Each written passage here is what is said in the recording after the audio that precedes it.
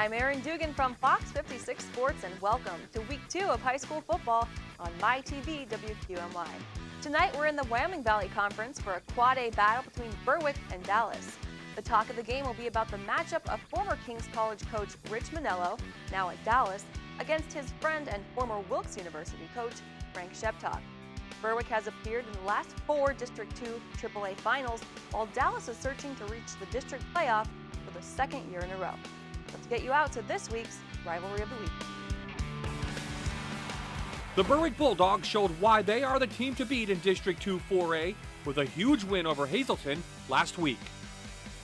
Last year Berwick struggled a little bit from an offensive standpoint, and hopefully we can, produce some more yards, productivity, time of possession, those types of things that'll give us an advantage to win. Dallas lost to Coughlin last week. The Mountaineers know good things are on the horizon, though, for this young team. Each team has its own personality, so it's kind of neat that it's starting to develop with this group. Really in the last month or so, you could see it taking on its own personality, so it's exciting. It's a Wyoming Valley Conference showdown between 2 old friends.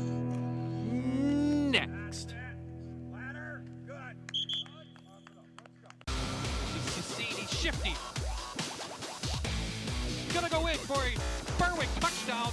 No flags on the play. 45 yards. And he explodes for a long touchdown run for the Bulldogs.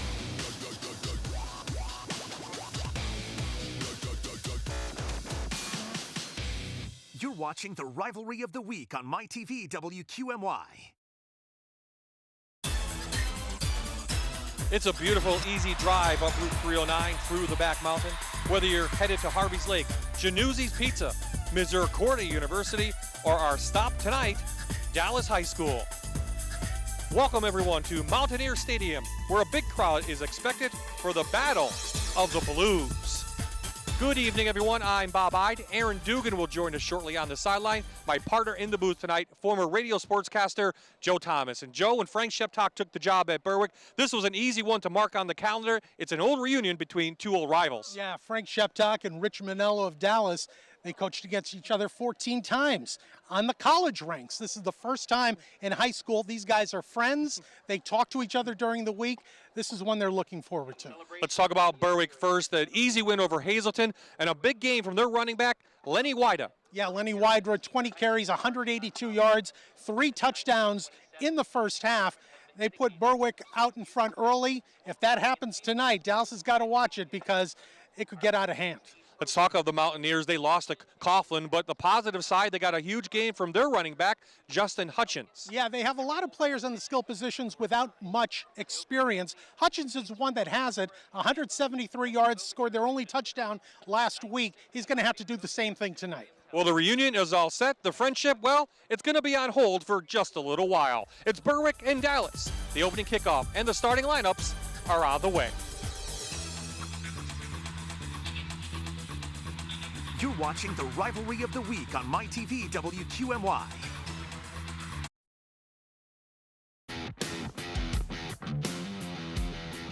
We are back in Mountaineer Stadium in Dallas, getting set for this big Wyoming Valley Conference matchup between Berwick and Dallas. The third member of our crew tonight, as always, Aaron Dugan, down on the field. Well, Bob, it's been quite a while since Dallas beat Berwick. It's been 5 years, actually, all the way back in 2011. And that was the year Dallas went 10-2 and made it to the district final. Now, a lot's changed here at Mountaineer Stadium since that game 5 years ago. They now have turf, they now have lights, but one thing has stayed the same. They still want to beat Berwick bad. Bob, back to you.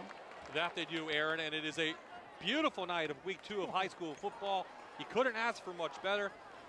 It's about 71 degrees outside. It will go down to the 60-degree mark. The wind's very light and very low humidity, Joe Thomas, and that will play advantage, you think, maybe for Dallas? I think maybe for Dallas because they've got a lot more players that play both ways.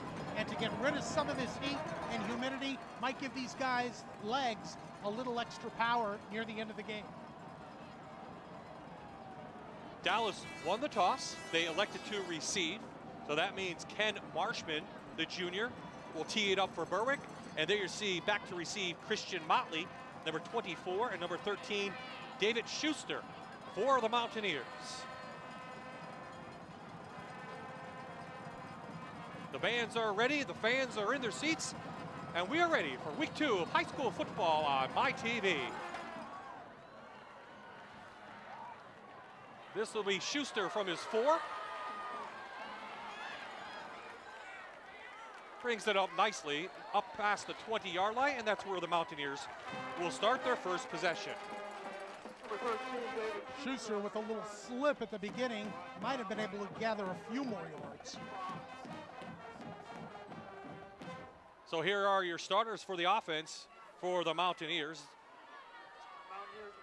217 yards last week, and Stone Manello gets the start at quarterback. He was the wide receiver last year, and yes, he is the son of the head coach. Chris Murray is at the tight end. 2 catches last week for 16 yards, and that left side of the line, which we'll take a look at in a second, will have to play dominant tonight. Manello with the keeper, gets a nice block, couple of yards, up past the 22. Brought down by number 6, Mike Force. Okay. So Jason Anderson and Michael Farah on the left side getting tested early on, Joe. And Manello rolls out to his left, and I think maybe fooled the Berwick defense a little bit, although I think his dad might have liked him to stay in bounds and keep that clock running. The more time Dallas can take off the clock is the less time that Berwick's spread offense is going to have. Up quickly, they hand it off, and a big stop for Berwick on the other side by Kyle Roberts, the defensive end. So a third down on the way for the Mountaineers. That was Hutchins, the big star from last week, and I don't think he gained much on that one, but you will see Dallas keep testing that left side because of their offensive line, and that is something that we'll talk about a little bit throughout the night. Mike Farrell, 6'1", 263-pound senior, number 73, and Jason Anderson, a couple big guys out there.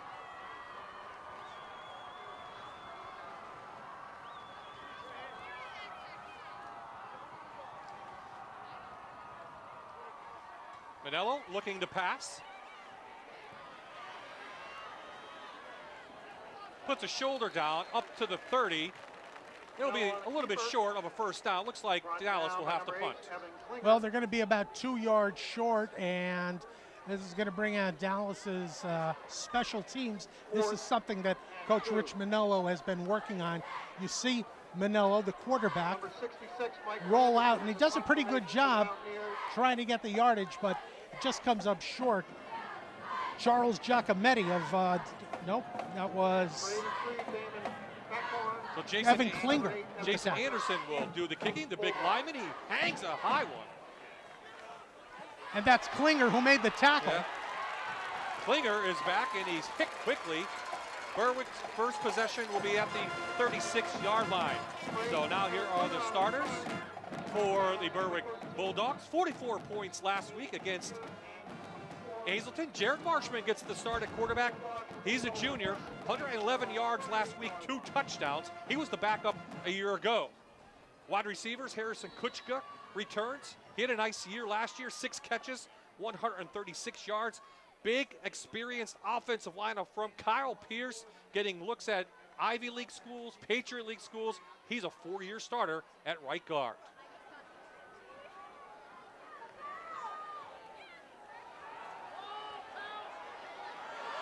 Big catch, Matt Champ, and Berwick scores on their first play of the game. Matt Champ, who just broke out on the left-hand side, got past his man, and the ball was right there at his hands. It was just a foot race, and no one was going to catch him going down. 62 yards.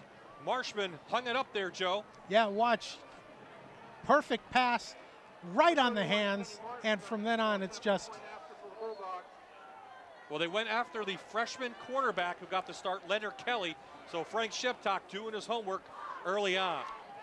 Marshman in for the extra point. It is up and it is good. So the Bulldogs are here to play. They lead 7-0 with 9:47 remaining in the first.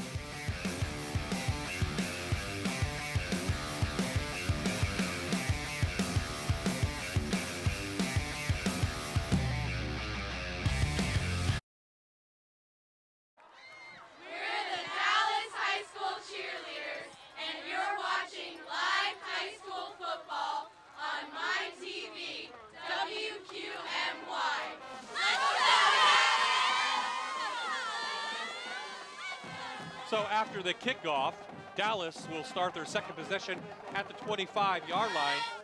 Joe, 51 points in 2 weeks for Berwick. This offense looked really unstoppable. Yeah, and that's what we've been talking about. It's a spread offense. They keep things going. First play through the air, and Dallas is going to have to keep the ball on the ground, keep the clock moving to keep the Berwick offense off the field. Hutchins, the second man through, not much running room up the middle, and talk about a dominant offensive line against a bigger defensive line, Joe, and really they outweigh each other maybe by 30 pounds. It's really amazing some of the size of the kids on both of these teams. A lot of guys in the 260s, few in the 270s, so they've got some big boys up front on both sides. Chase Struthers, 6'4", 303-pounder, number 70 for Berwick, made the stop.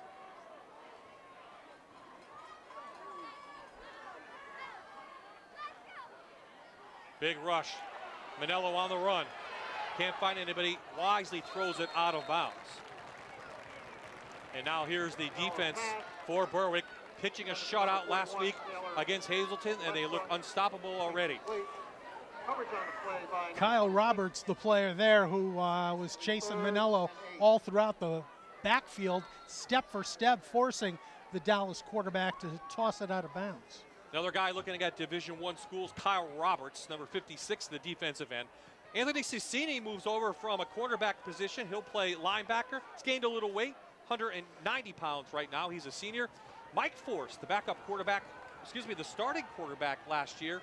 He's now a wide receiver and a free safety. So watch out, a lot of athleticism out of him.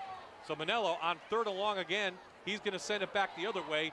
And Joe, early on at least, it's been a dominant defense for Berwick. Yeah, no doubt about it. And I think Dallas is a little jittery too in this game this evening. They're forcing things, and they just don't look comfortable out on the field at this point.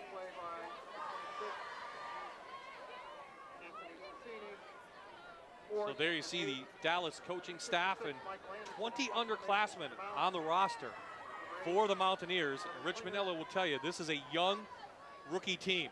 He calls them his puppies at this point.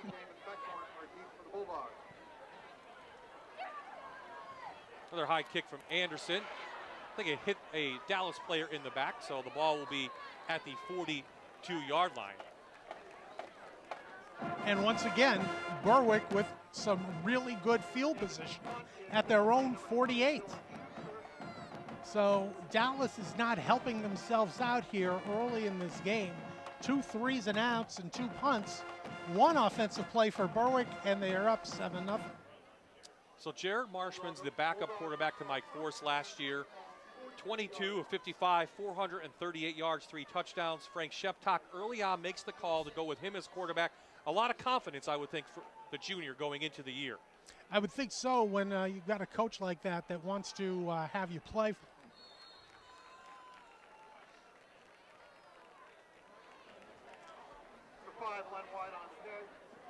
There's Wida getting his first carry of the night. It's only the second really play from scrimmage for Berwick, so he's already in 1/2 of their plays. But no huddle, quick offense. Quarterback Keith, nice stop. Farrell out there, looks like 73.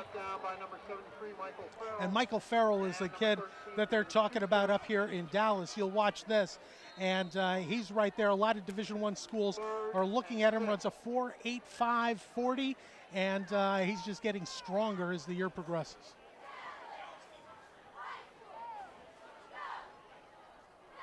Opportunity for Dallas to get off the field.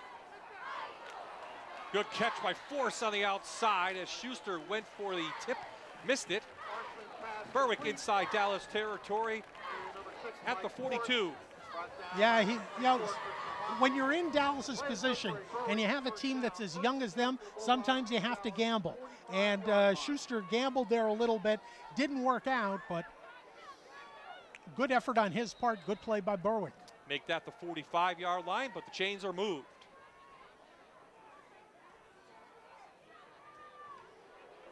Force jet sweep, running room. Give him 9. And Mike Force, he was the quarterback last year on the Berwick Bulldogs, a team that did so well in head coach George Curry's final year. And now he's at wide receiver in a deal where Frank Sheptock, a lot like Rich Minello, using guys at their best position instead of where they've been. Second and short on the way.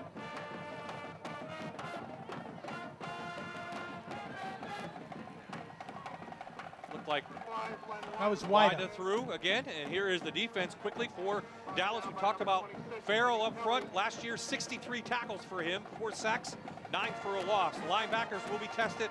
Ronald Ostrowski, the only man with some experience back there, 17 tackles a year ago. And Sto Manello, he'll be tested at that free safety position. He'll either have to come up and stop the run or help out the corners on the pass. Officials talking to both. Oh, we have our first flag of the game, looks like. Teams out there, here we go. Face mask, on a defense, 15 yards, first down. There's our referee, Patrick Will, tonight. So you heard the call, something Dallas does not want to do. They don't need to do that. They don't need to do that, is help Berwick out on offense. And they just gave them 15 extra yards and bring the ball up to the 16-yard line. That was one positive Dallas could take away from last week, Joe. Just 3 penalties for 10 yards in total last week, but a big one right there. And that's impressive on the first week of the season, too.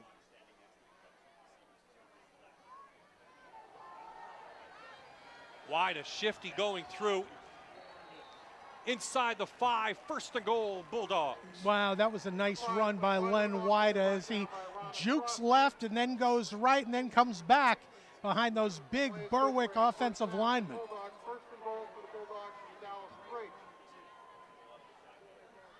Wida again, touchdown Berwick. Wide on the carry, and the play is good for a Berwick touchdown. So an impressive drive from the Bulldogs. Well, Berwick picking up where they left off last week. They got off to a quick early start against Hazleton, and now they're doing the same here against the Mountaineers, 13-0, and barely 5 minutes taken off the clock. 7 plays, 57 yards, and this is what Rich Minello had feared.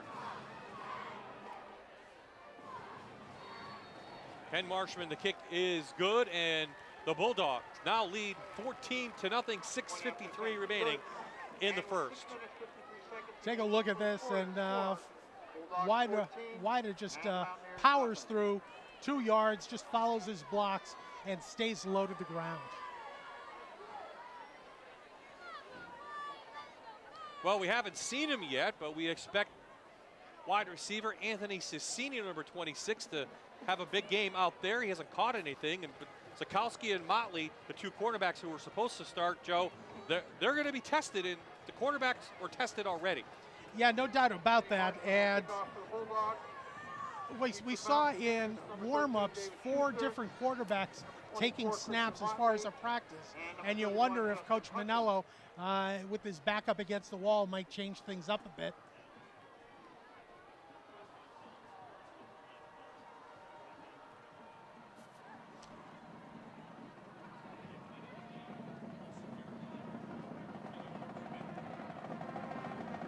So Marshman will tee it up now for the 3rd time already in the first quarter. This is where the Mountaineers need a big play to be made on special teams to loosen them up a little bit, give them some field position. Looks like Schuster again from the 10. Schuster breaks a couple tackles, but the Berwick special teams playing well up to the 30. You need a first down if you're Dallas. You need to control something positive, Joe, I think, at this point. And you need to stay in bounds. You need to eat some of that clock away so Berwick doesn't have that much offense. One of the Wendy's keys to the game, sustain and finish drives. We need a drive if you're Dallas. I think they've got to keep the ball on the ground. I'm not confident in their passing performances here. They do, but big Chase Struthers is right there for the stop, along with Tom Monaco. at 290. Yeah, just running up the middle and running into a brick wall, so to speak. Look at that, number 70. Second and 10. Chase Struthers. 6'4", 303. He's just a junior. He'll be back again next year, folks.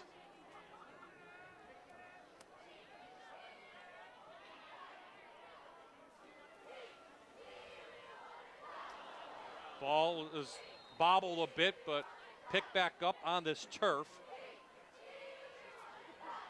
So 3rd and long on the way for the 3rd straight time. And this is not in the playbook if you're Dallas. No, not many plays right here, 3rd and 11 for Dallas.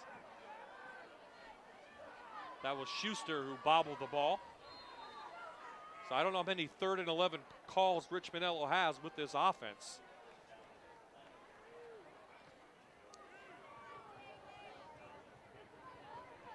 This is a key 4A game. Both teams in that division.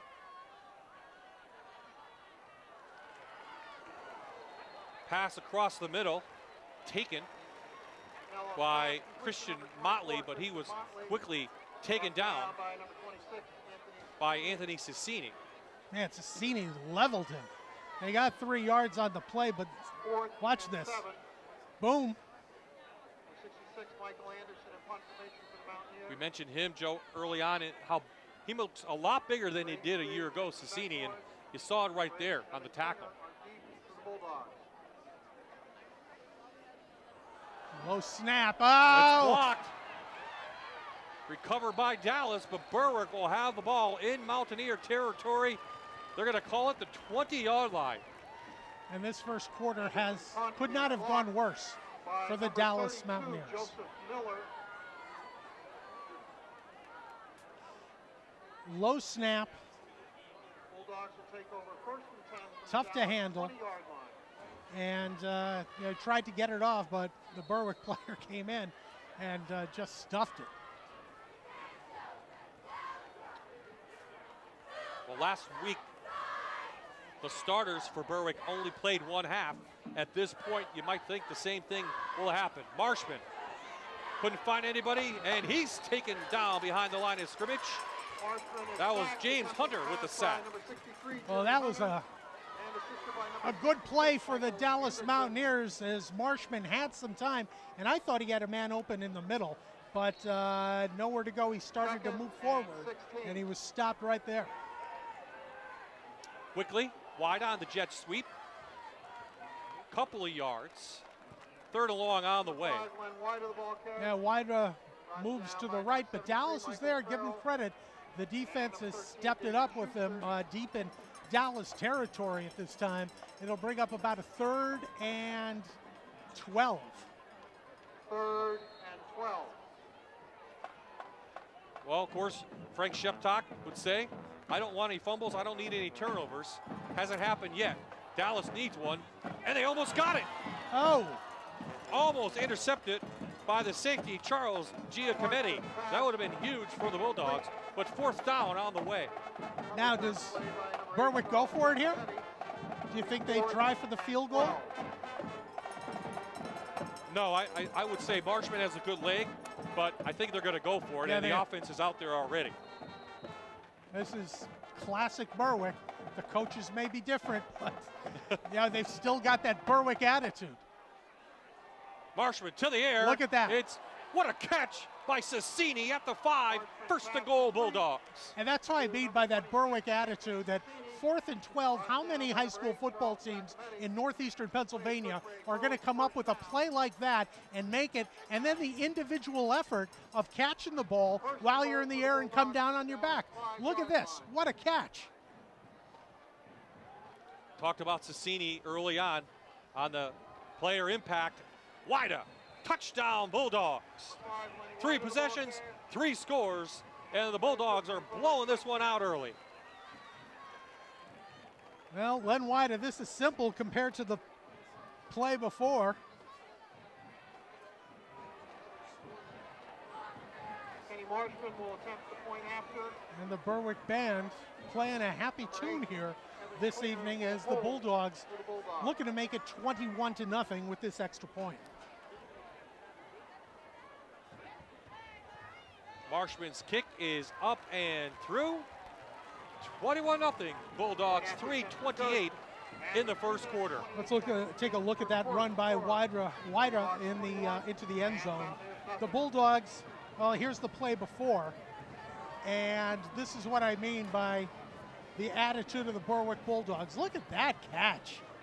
Comes down on his back, and then from there, yeah, you make that play, and then first and goal from the 4-yard line. Oh, that's an easy play for them. Frank Sheptock always looks like he's losing the ball game 21-0. His team is up by 3 scores, and he's still pacing. Someone must have missed a block off the play, Yeah. and he's not happy about it. Well, he told an interview this week, from week 1 to 2, you see the biggest improvement. They looked pretty good at week 1, Joe. Yeah. And they looked improved today. Well, I don't know how you can play much better. Coaches will say, well, yeah, we did this wrong, we did that wrong. But from a layman's eye, that's a perfect football. This is a perfect quarter that they've played. Dallas, meanwhile, would like to start this one over. How about Schuster again, this time from the 8. Schuster up the middle. Breaks out. Got some running room, so if anything, Dallas will start with good field position at the 45. Well, that is what the Mountaineers needed. Something at least to smile about, something at least to look at during the week and say, hey, we did well on this. And talking with Coach Rich Manella this week, the special teams is something that he is totally into, and he works on that. Well, we talked about early on that left side of the Dallas offense against Monaco and Struthers, and that's one of our impact players, and it's going to be impacted right here. They go off the left side. It's Hutchins, just a couple. But at least it's something positive for the Dallas Mountaineers. They're not stuffed up on the line of scrimmage. They at least got some positive yards. 3 yards by Hutchins, and it brings up a 2nd and 7. Dallas in search of their first down of the game, and we're already almost 11 minutes in.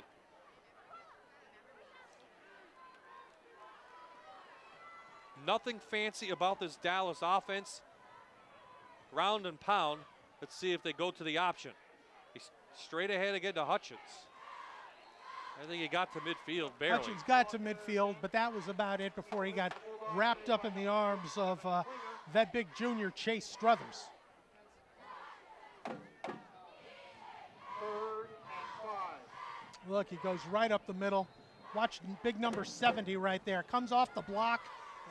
Oh, it was that was Evan Klinger who got him first. Smothers just fell on him at the end. He smothered him. Gave him the business. Here goes Dallas again. Still looking for their second completion. Manello trying to get a first down. He's going to be short, so what does Rich Manello do? They're inside Bulldog territory, 2 yards to go. Right down by number 26, Fourth down on the way, Joe. And what do you do? You know what? It's not my job, it's Rich Manella's job. But if it were me, I'd probably gamble for it. You're down 21-0 at this point. Yeah. What do you have nothing to lose.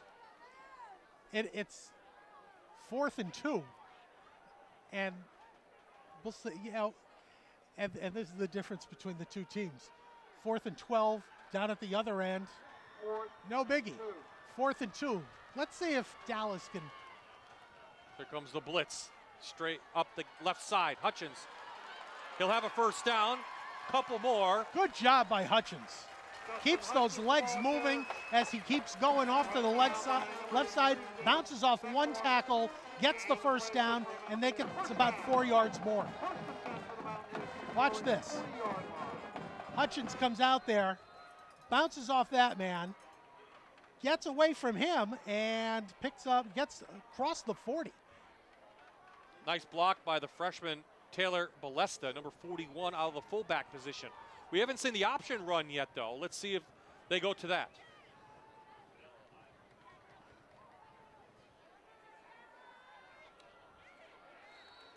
Hutchins looked like he bobbled that a little bit, but he picked up a couple yards.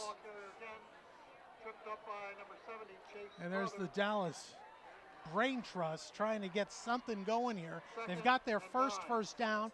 They are as far as they've been all night into Berwick territory. This is the first time, as a matter of fact, that they're in Berwick territory. And it's the first time they can actually take time off the clock. Yes.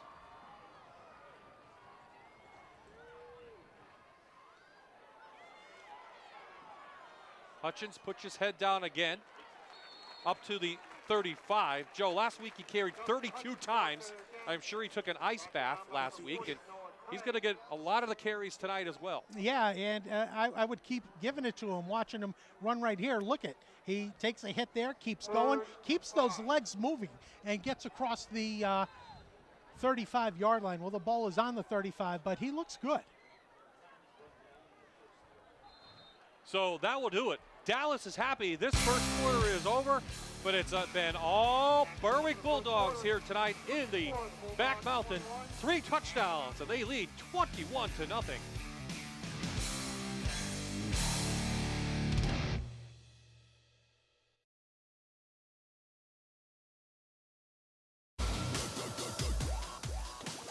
We are back in the Back Mountain. A beautiful night for a high school football at Mountaineer Stadium. Bob I, Joe Thomas, Aaron Dugan. We're watching the Berwick Bulldogs put a little bit of a clinic on against the Dallas Mountaineers. But Dallas right now, Joe, at least on the move inside Bulldog territory. Well, Dallas is in Bulldog territory, but right now they're back to where they were earlier in the first quarter, and that's 4th and 6 after that play really went nowhere. They lost a yard on that play. Coach Manella will play the field position game. He will send his punter in.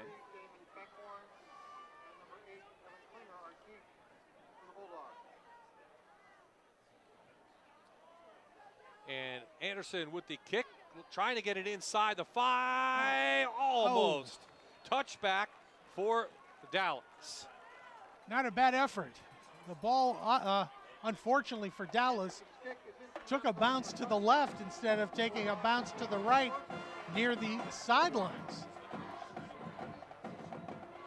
And that'll bring up Berwick's 4th position in their worst field position of the night at their own 20-yard line. Yeah, how about that? It's their own 20-yard line. Yeah.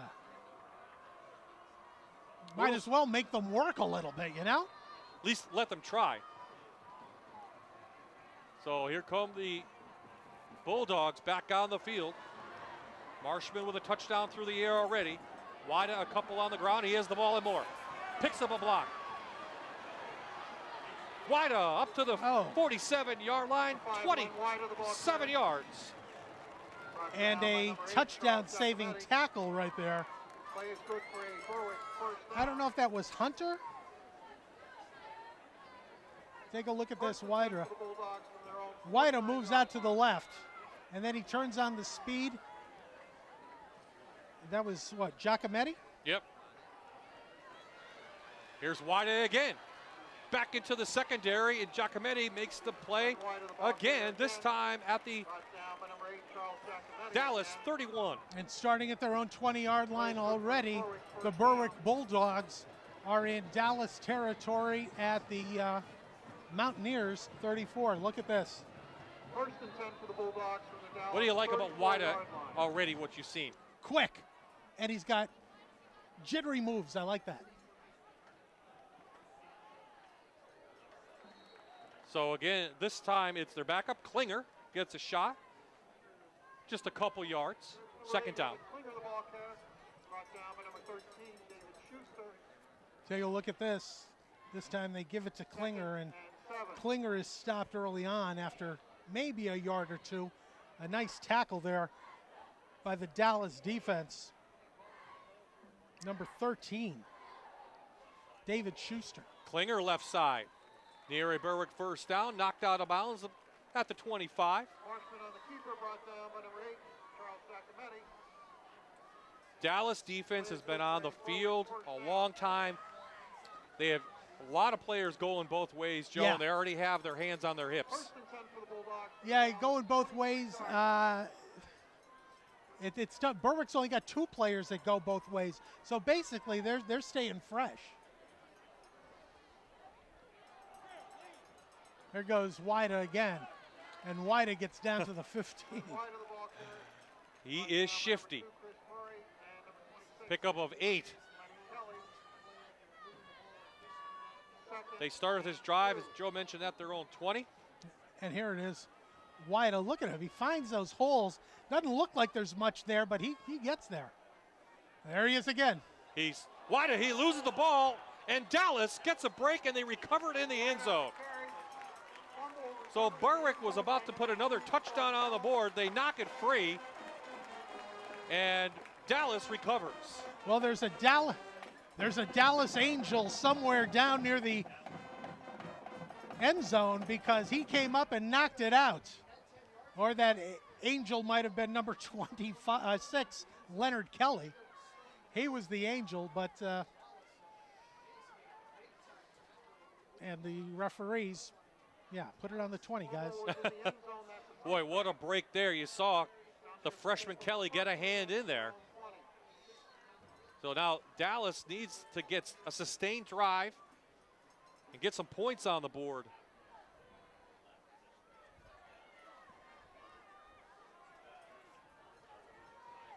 Dallas gets their first break of the evening. Let's see if they can capitalize.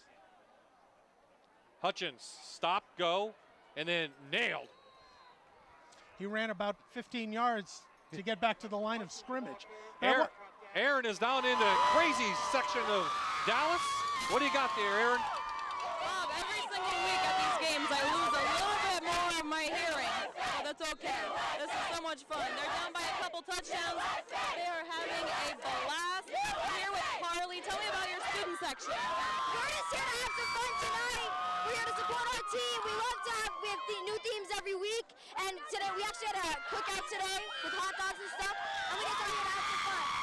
Where did the USA theme come from? The Olympics? Yeah, we were pumped that the USA won, killed it at the Olympics, and we love our country, so we wanted to show it. So I know you're a senior and you're really proud and you're really excited to get this last year out of the way, aren't you? yes, exactly. I've been here for 4 years now, and it's so exciting to be at the front and running everything. So we're having a good time, and we're trying to make it the best we can. Yeah, you guys are definitely having a blast. You want to throw it back to Bob?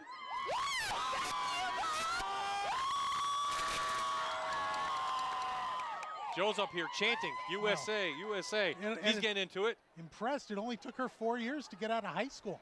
That's amazing. So third down on the way and long.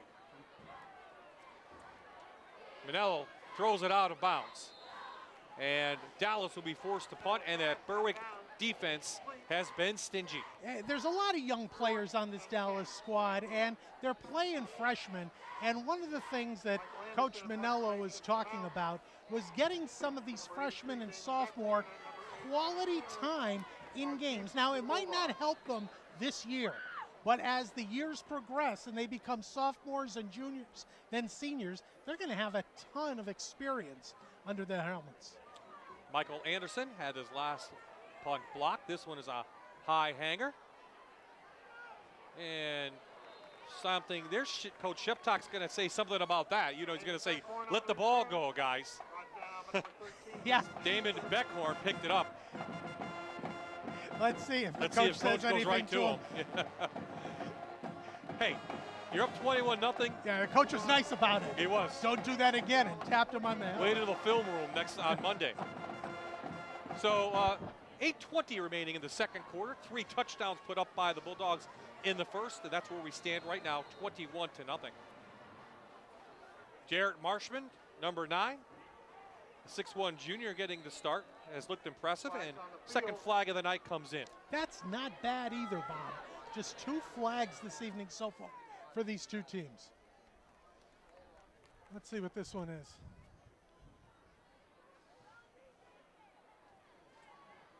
Offside on the defense, number 73. 5-yard penalty, still first down. 5-yard penalty will make it 1st and 5.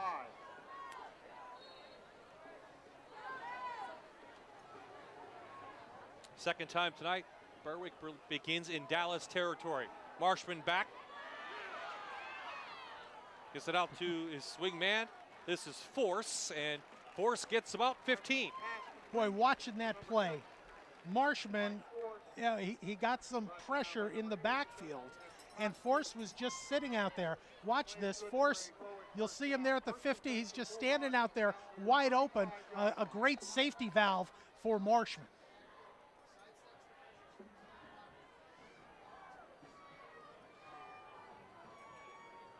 Wida scoots through for a couple. Number 5, Glenn White of the ball carrier. Really impressed with the offensive line. They do have a couple of injuries. Woodard's out with an injury. Kyle Roberts, mostly a fullback, suits up, changes numbers. Wouldn't know the difference at that right tackle position. Well, and that's a philosophy both of these coaches have. We're going to talk about that in a second, and they've got a name for it. Marshman to the air, he's got a guy! Oh, what a catch!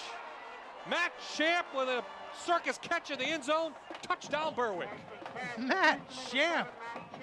Boy, oh boy, the second great catch. First it was Sassini, and then it was Champ, now Champ. And what a catch for a touchdown. A one-hander. An ode to Odell Beckham. Here we go. Look at the throw. One hand. What a catch, 32 yards. Different angle, same results. Berwick adds another one. Here's Marshman on for the extra point.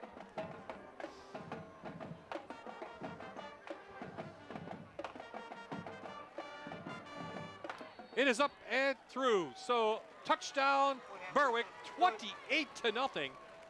It's been all dogs here tonight in the back mountain. But we come back and Dallas get anything on the board.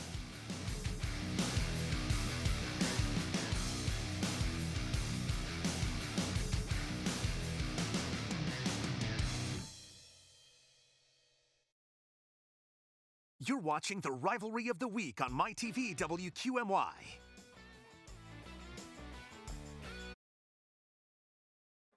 We're the Berwick High School cheerleaders, and you're watching live high school football on MyTV WQMY. Well, they're a happy bunch of girls there.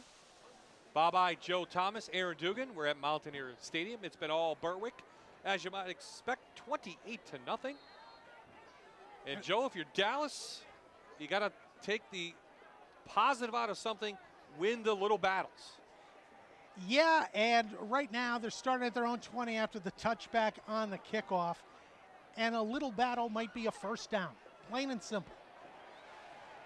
Manello rushed, and they say he will be sacked by Klinger. Wow. Well, either way, either if he gets the intentional grounding or he gets sacked, he's going to lose yardage. How about the speed on Klinger? Yeah. I think his knees were down by the time he threw the ball out. So the ball is back at the 13-yard line.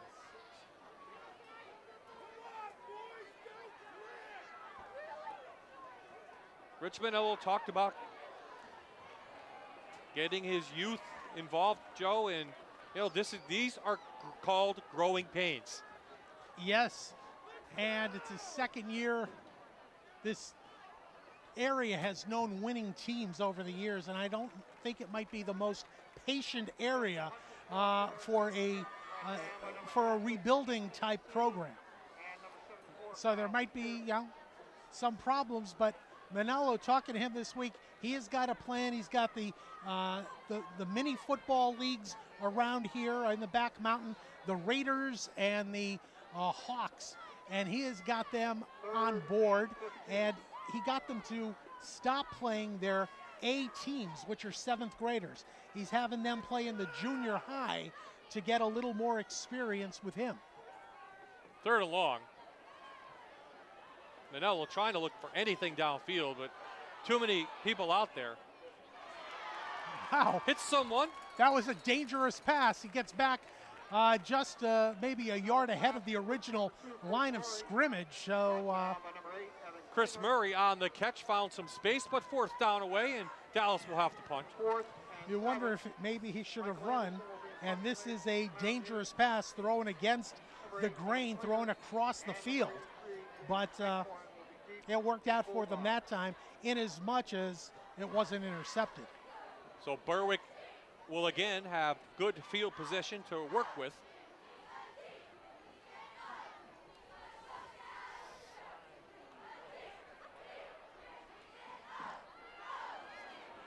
It's Beckhorn up inside the 40 to the 39, and that's where the Dogs will begin. They scored on almost every possession except one so far, Joe, and that was a fumble in the end zone. Just think, it could be 35-0 right now. Well, I think most people, the experts, let's say, Joe, had it a little closer than this. When you and I talked, we knew this could happen. Yeah, we were talking about that earlier this week, Bob. It could get ugly. And it's because it's a young Dallas team. It was nothing against the Mountaineers. It was just, it's men against boys. Yeah, that's the truth. So another flag. Here's our flag. Third down, third one of the game. Defense, 73. 5-yard penalty. Still first down. Second time Dallas has been offsides. Beckhorn came off the field with a little limp if you saw him a few moments ago. I wonder if we'll see him later on this evening. Because we're going to see a lot of players that we're not sure of. Reverse. This is Force. He can throw the ball. He looked for Marshman back the other way. Oh! Marshman puts a huge block. Flag goes down as Force is forced out of bounds, but everyone in the stadium is looking at that block by Marshman. And he took out James Hunter. Man, when things fall apart for Berwick, all of a sudden, they're able to make chicken salad out of, watch this. Forrest can throw it. He comes across, and Marshman. Boom! Oh! Quarterbacks aren't supposed to throw blocks like that. Well, we had a penalty as Force went down. The ball's at the 24, I believe. And now they're going to mark it back. Let's see what Patrick Will has to say. That block was one for the end of the year highlight reels. It looks like it will be against Berwick. Personal foul, unnecessary roughness on the offense. Illegal blindside block, 15 yards, it'll be first down. I think that was downfield as he went out of bounds. All right, you don't think that was against Marshman? No, I think that was a legal block. Yeah. Well,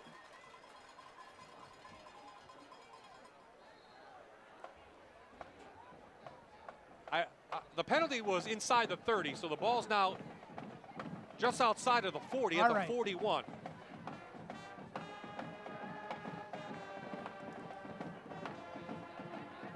Trying to get a check on the down marker now, as the referees will talk to Coach Frank Sheptock. I don't know if we can see that play again in its entirety, guys.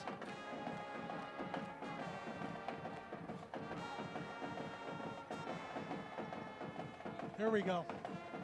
We'll try to let it play through.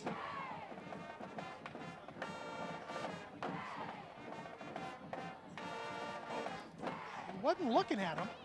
No, I think that's a legal block. It might be right. They threw it down behind the play. So you can see the flag coming in at the lower end of the screen. So whatever it was in the middle of the field. Couldn't see who it was on. So it is first down. The ball is at the 41-yard line. And Berwick gets to play again. They give it a widest straight through.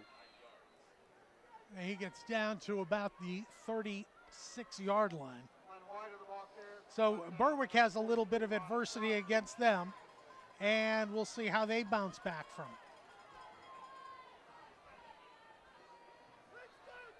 But boy, that was a block. That's a stinger block. You're going to feel that if you're Hunter.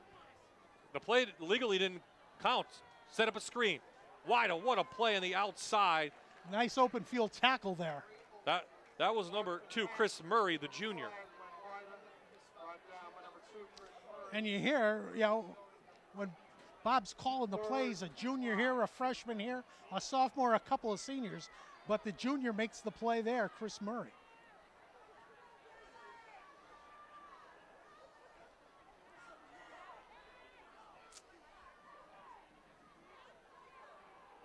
Marshman surveying, has plenty of time. Farrell comes in, and Marshman threw it away with his left hand. Well, that was a good play by Marshman to get it away because Farrell had them all wrapped up. This is the kid that Division I schools are looking at. Watch him come through here, and he's got some speed, so as he chases Marshman, he catches him, and Marshman, the heads-up play to get it incomplete pass to Frank Shepton. Well, Sheptok was a linebacker. Yeah, so he's got no hands. No, 0 hands. He can make tackles. We have a timeout on the field. So we'll stay right here. I believe that's called by Berwick because it's 4th down on the way. Now, some of these freshmen on the Dallas squad, talking with Coach Manello this week, some of these freshmen are going to be playing tomorrow down at Crispin Field because they've got a junior high game. Or maybe it's Monday, I'm sorry. But they're going to play tonight, and then they're going to play on Monday also. So, yeah, they're getting a lot of football knowledge. 2 big games in less than a week. And as Coach Manello figures, that's only going to help them in the future. Playing all this Dallas football, they're going to get it, and eventually these kids are going to turn into stars up here on the back mountain. Dallas does have a rich history. They did win the 1993 state championship in AA. Ted Jackson was the coach. So here you go. It's a 4th down, Bob. 4th and 5. And Berwick's going for it. Maybe they're going to try and draw Dallas off sides. Marshman is going to survey the field. And he had a receiver. That was Champ. I guess he can't use 2 hands. He needs to use 1. Yeah. But it goes incomplete. Dallas takes over on downs. And so, you talked about winning little battles for the Dallas Mountaineers. Right there was a little battle. And they won that one. Now, let's add on to something here. 3:34 left here in the first half. Let's see if they could put a first down or a couple first downs together. Well, you know what Rich Manello will not do? He will not abandon the run. No. This is not an offense built to come back quickly. As I say that, Manello throws it. Oh, bobbled and caught. There's a break for Dallas. Like we were saying, Bob. Yeah. They got to go to the pass. Just like you drew it up, Ed Sikowski, the junior, with a big catch. And there's another little battle that's won. A little pinball action here. But the ball didn't hit the ground. You keep following that ball. They call it the tip drill. And there it did. There it went. It paid off for the Mountaineers. 16 yards through the air inside Bulldog territory for Dallas. Manello with some room. Picks up nice yardage up to about the 38. There you go. Shake it up a little bit. Have your quarterback go through there. He's got some speed on him. Pickup of about 7 yards there on the play. Yeah, up to the 41. Here you go. And he just goes straight up the middle. Nothing fancy. And they're just changing things up a little bit here.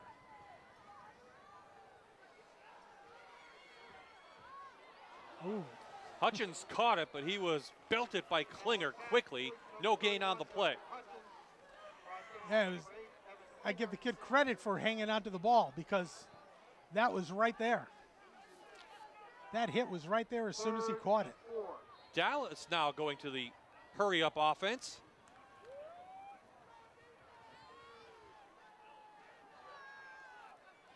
Manello short to Murray. Probably lost a yard. So you see what Dallas is able to do. Some easy outs, Joe, and really they lost the yard, 4th down on the way. Berwick's with some good open field tackle out there. Justin Groshek in on that one.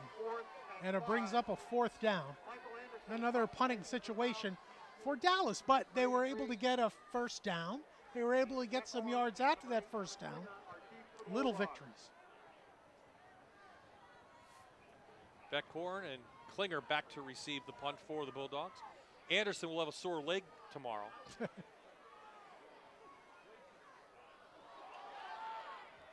Bobbled a bit by Klinger. Special teams right there for Dallas, and it will be Berwick ball at the 18-yard line. So things have settled down here a little bit after Berwick put up touchdowns on their first 4 out of 5 possessions. Stop the presses, Berwick didn't score. But there's still plenty of time left, 1:21 remaining. 2 timeouts left for the Bulldogs. And we know they can do it through the air.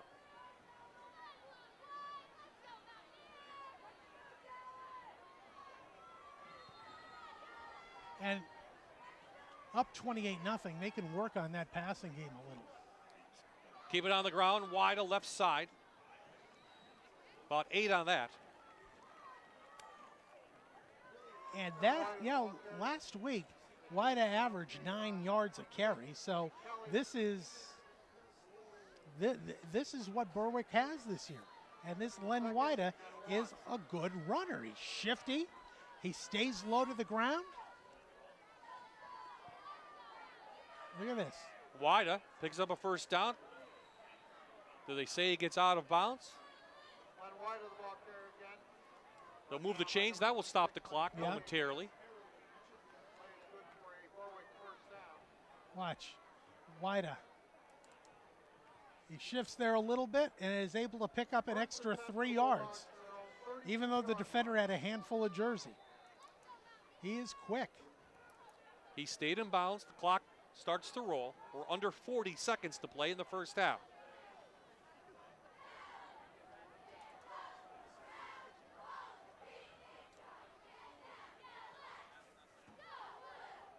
Wida through up to the 38. And I think Frank Sheptock has just taken time off the clock and getting them back into the locker room. Berwick will get the kickoff to start the second half. Coach Sheptock leads the way. His team up 4 touchdowns on the Dallas Mountaineers as we head to the half. Coming up at the half, we'll talk to Coach Sheptock and see how the first couple of weeks are going. And we'll hear from the Misericordia University Athletic Director. That will be with Aaron. We're at the half here at Mountaineers Stadium. It's been all Berwick as they lead 28-0.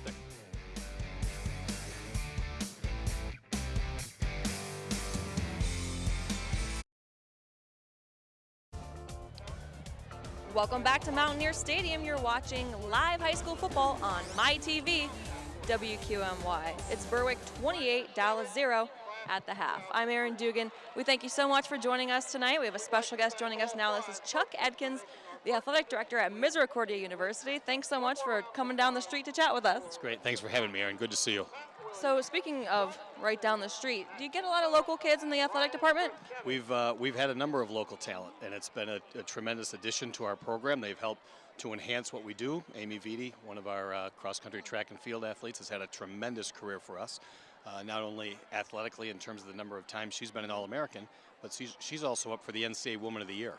So we're very excited about what she's done. Frankie Redmond and, our head coach, Chris Wattis, from that standpoint, has had great success. He's a 6-time Coach of the Year, local guy, and from Hanover, and ran for us and has done great things. Now let's talk a little bit of football. Tomorrow is your first game of the season. Now this is the 5th year we're now entering, so that full cycle has been run through. What have you seen from that progress, and what's the general consensus? Yeah, we're very pleased. Mark Ross has done a tremendous job, our head coach, and he really teaches these young men everything that Division III athletics and football is about. We have continued to be competitive and successful.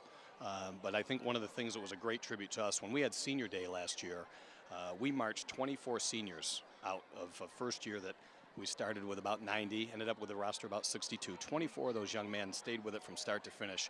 And our opponent that day had come up and said to me, one of their administrators said, "Coach, I'm not sure we've ever had 15 seniors at the end of 4 years." So what they have done has been tremendous. Mark's leadership is great. And these guys understand that they're representing Misericordia both on and off the field. So they're ready for the season tomorrow? Yeah, we're ready. We're excited. Utica's a good program. Very competitive game at their place last year. They snuck on us, but we'll see if we can take care of business tomorrow. Well, I wouldn't let you go without talking soccer. We have to talk soccer. You're the former soccer coach, and man, how much success the teams have had. Just talk us through that a little bit. Yeah, it's been great. The men's program has had very good success both at the regional and national level. Our women's program, under the direction of Mark Stauffer, we've been to the Final Four in 2012, a number of Sweet 16 appearances. Field hockey, Robin Fedor-Stahovic, who is a local product and played for us, won her first conference championship last year, took us to the NCAA tournament, and as we mentioned, cross country as well. Volleyball, they're up at the Cortland tournament this weekend, so a lot of excitement on campus and off campus as well, but a lot of success because of the types of young men and women that come to our program and are doing very, very well in the classroom as well in their competitive sport. Definitely. What would you say to a prospective student maybe wanting to check things out, come up and check the athletic department out? Yeah, I think one of the things is everyone's looking for the right fit, but I think our campus is really second to none. It's a beautiful campus. We have a great faculty to student ratio, small. There's a lot of individual attention for you there, and we really care about each student as a person first and foremost. And I think that's one of the things that has really been it makes us proud, you know, and just an example, about 40% of the students on our campus are varsity athletes. Last year we had 508 student athletes, and our GPA was a 3.34 overall. So we're able to balance it. We have a lot of activities outside of athletics also for people to get involved with, but the people really make it the difference at Misericordia. It's something we call the Misericordia mystique. It's pretty cool. You get on campus. Get that on a shirt. Yeah, not bad at all. So. All right, Chuck, thank you so much for stopping to chat with us. My pleasure. Thanks, Aaron. All right, we'll be back with highlights from the first half. When we come right back, you're watching live high school football on MyTV WQMY. Well, it's a great night for high school football in the back mountain. Fans filing in from both sides into Mountaineer Stadium, being greeted by the Dallas cheerleaders, and we're at the half. The score 28-0. Inside the booth now, Bob Ide and Joe Thomas here. And Joe, we thought it could happen. Berwick has put on a show tonight. They lead by 4 touchdowns. We didn't want to say that dirty 5-letter word. Yeah. I think it's 5 letters. Which one? Mercy. Mercy. It's 5 letters. It's 5 letters. Yeah, we're 1 touchdown short of a mercy roll. 1 touchdown short. So we're going to see if Dallas can keep this one going a little bit longer here. Berwick's going to get the ball to start the second half. And boy, oh boy, they came out guns a-blazing in the first half. After Dallas took the ball, they won the toss, received, 3 and out, and then the Berwick offense just took over. Let's take a look at the first half highlights, and it was the first play of the game, and it was the Berwick Bulldogs, and it was Marshman to Champ. Yeah, Champ comes out here, makes the catch, and then it's just off to the races for him. Champ, 2 catches, 95 yards. But that both was touchdowns. that was not even close to the best catch of the night. There you go, Len Wida, and Wida once again bulls his way in. Second quarter was much of the same. It was all Berwick, and it was Wida. Look at him, bouncing off guys, getting down. In there, boom. That was perhaps the most fortuitous play of the night. But then look at this, as we said. Wida, Champ with the big one-handed catch, it made it a touchdown, and that's where we stand 28-0. Champ 2 catches, 95 yards, and 2 touchdowns. Wida on the ground, 15 carries, 124 yards. In all, Berwick has 275 yards of total offense to Dallas's 56. Yeah, and, you know, the game's probably over. You know, I don't think any coach would say it is, you know, the way the coaches are. But this is a chance, the second half, for Coach Manella to work on some of the younger guys, get them in, give them a little bit of action, and see what happens. Well, Berwick is on the field. Coach Shepdock took them in pretty quick, so let's see what he had to say. Aaron will talk to him, but we'll take a quick timeout here. 28-0, third quarter on the way here from Mountaineer Stadium in Dallas. You're good. You're watching the Rivalry of the Week on MyTV WQMY.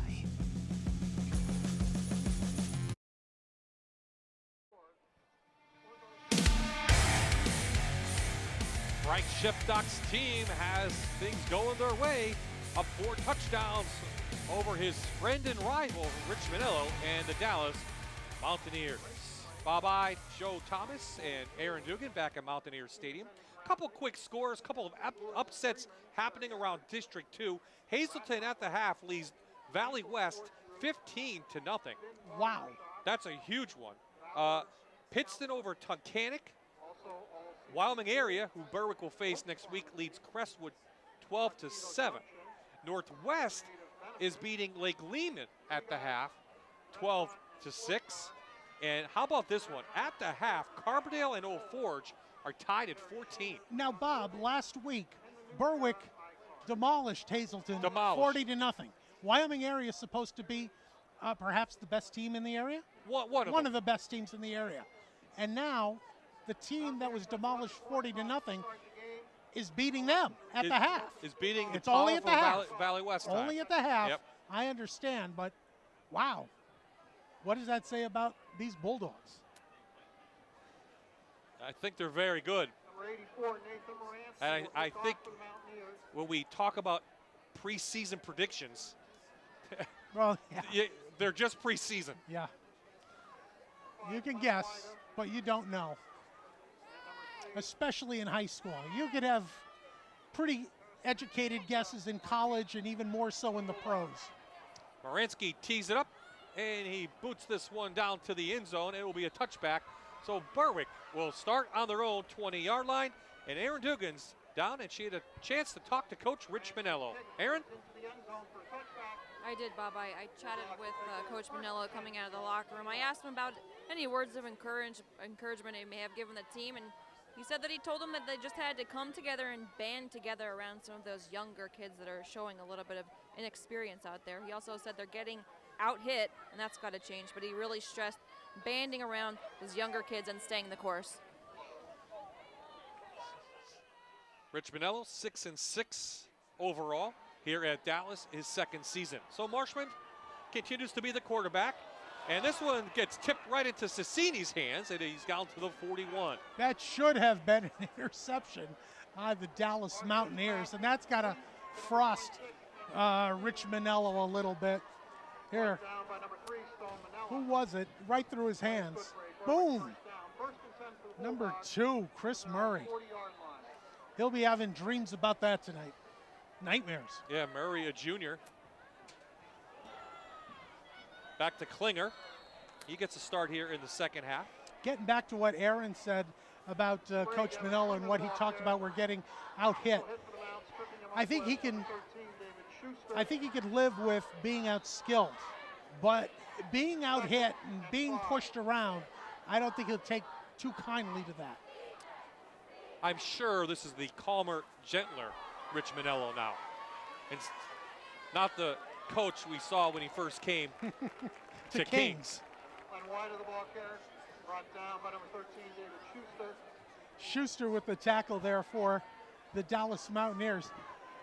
3rd and 4. Marshman hands off to Wida. Schuster with a good play, a nice tackle as Wida is in the air. Getting back to Manillo, his first day at Kings back in 1990. He came on my radio show that night.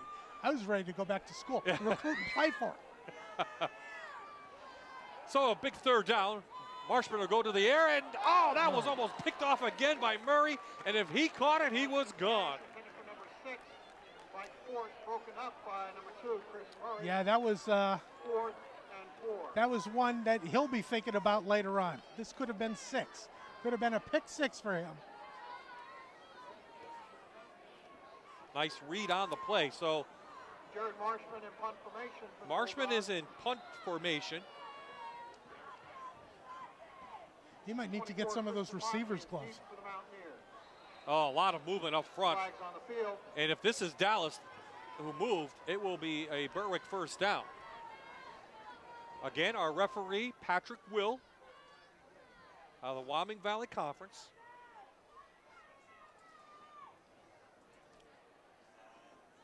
Offside, defense. Oh. 43, 5-yard penalty. I saw something written this week where George Curry left all his playbooks for Frank Sheptock after the end. That's been in Berwick's playbook for as long as I can remember watching them, 30 years, having the other team be forced off sides and getting them a first down on special teams. Well, it worked to perfection, and you know George Curry's overhead watching this one. White powers his way for about 3 yards there.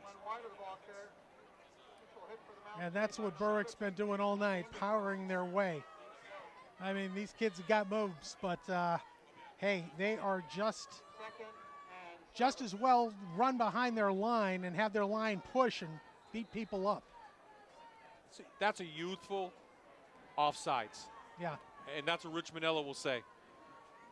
This is what we're learning. Wida scoots through up to past the 40, close to another first down. Boy, he sees those openings, and those openings might be only 3 feet above the field, but he can bend down and keep that speed going. Wida in that first half, Joe, 124 yards on the ground. Yeah, you're number one, all right. There's the Bulldog. Now, I don't know if the real Bulldog made it. Now, if you're at Crispin Field, you have the real one. Here's a little reverse to Force. They almost got him in the backfield. Yeah. Force putting some moves on up to the 20. Marshman also almost clipped right there. He was lucky not to get called on that one. He was just in front of the defender.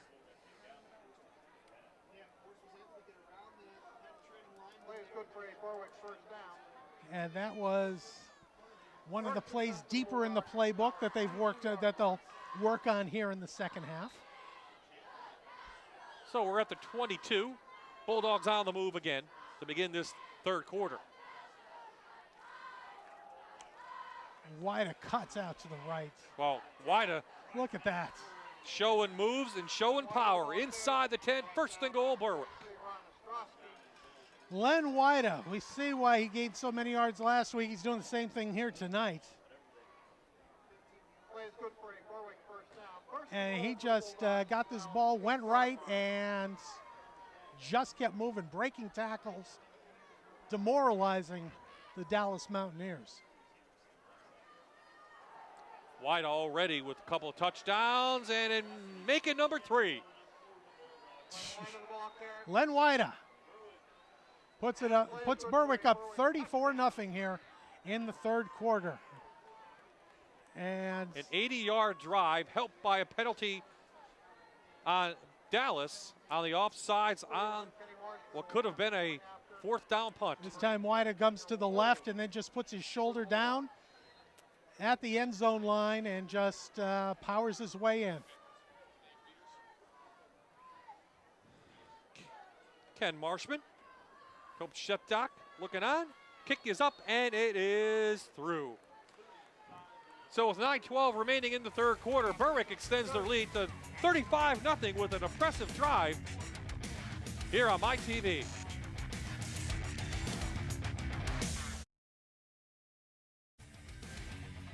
The Eagles are headed to the Miller Symphony Hall in Allentown September 13th for a spotlight forum featuring safety Malcolm Jenkins and alumni Brian Westbrook, Mike Quick, and Barrett Brooks. Tickets include an autographed Malcolm Jenkins poster, fan Q&A, and more. Fox 56 giving you 3 chances to win a pair of tickets. Go to our Fox 56 Facebook page to enter to win. So Dallas took the kick. They will start right at their 20-yard line as Berwick took only 9 plays to go 80 yards, Joe. And we talked about those little battles that you have to win. Now you just have to battle through a 35-0 Yeah. pounding by Berwick. This is where Rich Manello has to really earn his money and keep his team in this game as the clock keeps ticking away in a mercy rule. They've already gone to the mercy rule. This is where he has to convince them to keep playing hard. Most impressive, Berwick hasn't let anyone score yet in 6 quarters this season. Wow. Well, right there, a sack by Berwick as Manello couldn't find anyone open. And by the time he turns back, he's buried by the Berwick defense. That was Kyle Roberts. 2nd and 23.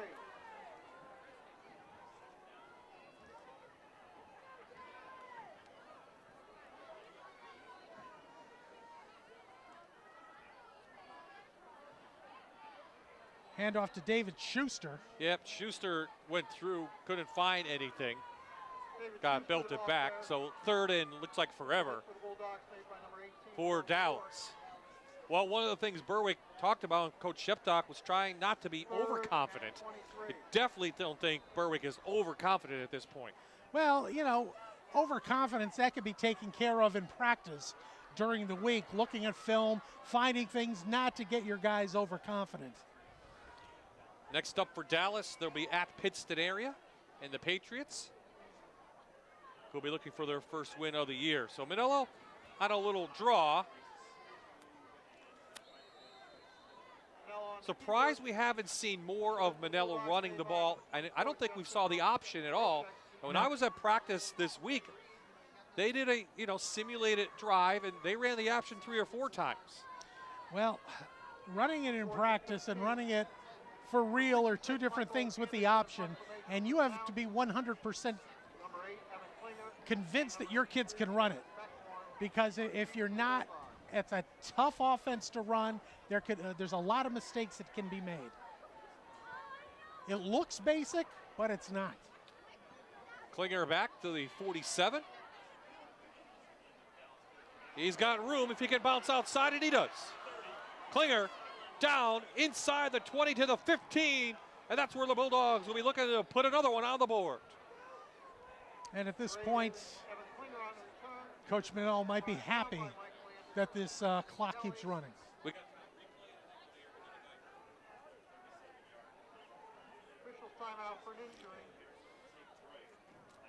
And here's the return. And I think there was an injury at the end of this play. It might be Anderson. It is. His knee looked kind of funky as he was being brought down. Yeah, it was Michael Anderson. But we talked about Berwick, you talked about George Curry, and of course you can't talk about the Bulldogs about talking about the old ball coach, and Aaron has more on that. Aaron? Well, Bob, George Curry would be very proud of his dogs out here tonight, that's for sure. And before this season, the players got together. They wanted to do something for this legend, so they decided on a sticker for their helmets. As you can see right here, GC for George Curry. A lot of the players I talked with said, of course, it's like losing a father, it's like losing a legend, but they said the biggest thing is that the mentality of Berwick football is still here. It's still in their hearts. Eat, sleep, breathe football. Keep playing hard. It's all about the game, and George Curry would be very proud. Absolutely. He knew this was coming. He knew this young Berwick team was going to be on the rise, and then, he got sick, and great effort by the team last year. We had them against Prep. Of course, they lost that game, but he got them to the district final, and they're just carrying that on. You've been in this business a while.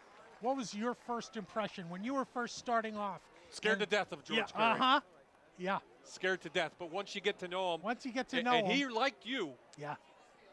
He would really talk to you down to earth. And I'll never forget, after the Prep game, I made it a point to say goodbye to George Curry, because you kind of knew in your mind he was not doing well health-wise. So I made it to the bus, said thank you to the coach, and you have to leave that with a tear in your eye. Well, the thing I'll remember about him And yeah, I was scared to death of him. But then you start working in a professional manner. I was doing the morning show with Doc on Froggy 101, and he was a big country music fan. And there was this one bit we did every day on the show, and he would talk to me about it. He goes, I listen to that before I go into Mass. He went to Mass every morning. Every morning. And he goes, that makes me laugh. You know, and great. When you got a compliment from Coach Curry, yep. Boy, you took it to heart. Boy, but when his teams were winning those championships in the 90s, he was the Bulldog, and the team played like him. As Wida scoots in from the 15 for yet another Berwick score and another score for Lenny.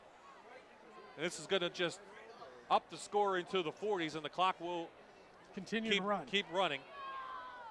Well, the Berwick Bulldogs, teams are looking at these games, Bob. Last week's game against Hazleton, look at this run by Wida. He didn't even have a hand on him. Not even a hand, maybe just a finger as he goes in. Yeah, the Dallas defense has been on the field way too much tonight.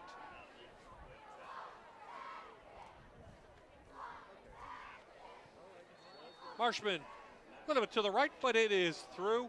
And that makes the score now with 6:31 remaining in the third quarter. Berwick 42 and Dallas nothing. 31 seconds remaining in the third quarter. The score of the Bulldogs 42 and the Mountaineers nothing. Fox 56 Sports presents Score Stream. It's real-time high school scores plus video powered by you, the fans. Download the free app now. With Score Stream, you enter the score from the stands. Upload game video to Score Stream for other users to see. Fans, take charge with Fox 56 Sports and Score Stream. Download the free app now.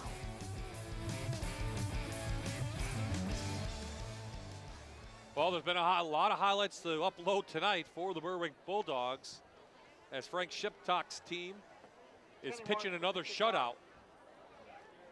And they've scored almost 86 points in 2 games. Next week, Wyoming area is on the schedule, and Wyoming area tonight leading in the third over Crestwood. Schuster from his 15. He's belted back at the 21. David Schuster on the return. Brought down by number 32. So the Dallas Mountaineers will try to put something together, and I don't know. It seems like most of the starters are still out there. At least Stone Manello is still out there. A couple changes on the defensive front, it looks like, for Berwick. Could see a couple of the JV guys come in. We'll give their names when they make a tackle, but looks like Stone Force is in there, junior, number 78. There you see 71 for Berwick. Matt Taylor, a senior. The problem is the backups for Berwick also have experience because they're very deep, and there are a lot of seniors in there too. The thing about Berwick teams over the years, and it's been a constant, is they play a lot of players. They don't just stick with their starters. They've always rotated players in. They had one of the most complex offenses years ago, and they haven't stopped that. A lot of kids play. Middle back. He's going to roll and keep it. I'll put to about the 28-yard line. And with a lot of kids playing, you get your Len Widas. I mean, Wida had, 39 carries last year? Not that much, but enough to get some kind of experience. So now he's a senior, and he gets a chance to come in. We see Manello running for a first down here. Or not a first down, for about 5 yards. So some of the fresh players out there now for Berwick. Some of their jerseys are not even dirty yet. Trying to catch up to their names. Looks like the second team defense now in for the Bulldogs.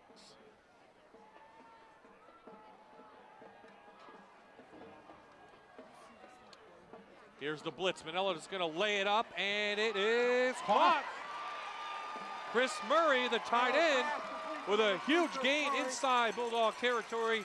They'll place it down at the 47. Well, I don't know if the ball was underthrown or the ball was meant to be there, but Murray sort of came back to it. It was right where he was, and he caught it falling backwards. Let's watch.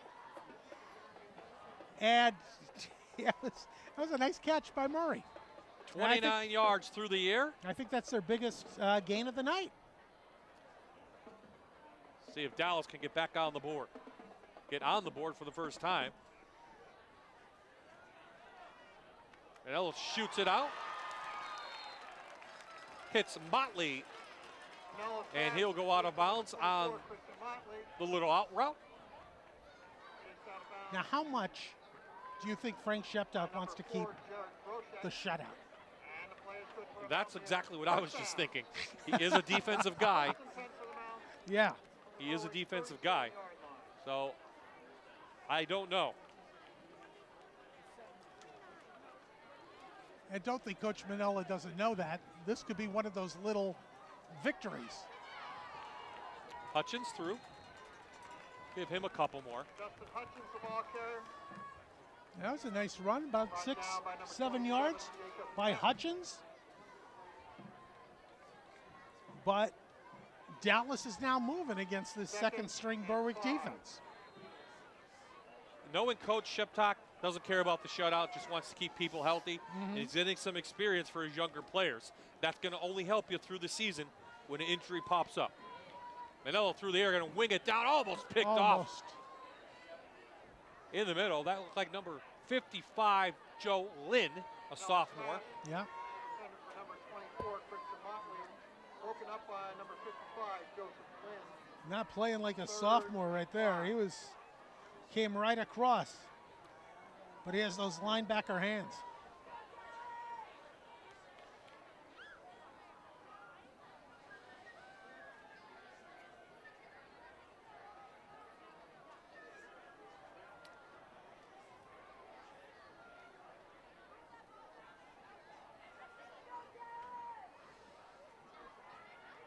Designed quarterback keeper by Manello.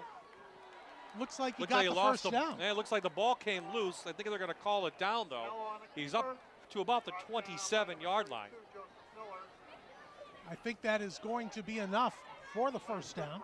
Joe Miller on the stop for Berwick. Manello with a nice job here as he evades his first tackler. Look at that, he cuts back. And then he has some open field, and he keeps pushing. Stretches that ball down, but he was on the ground.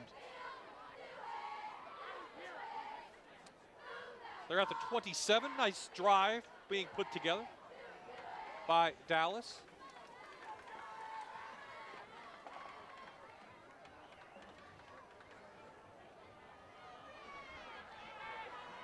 Manello scanning, just pull it down again. He's done that several times tonight.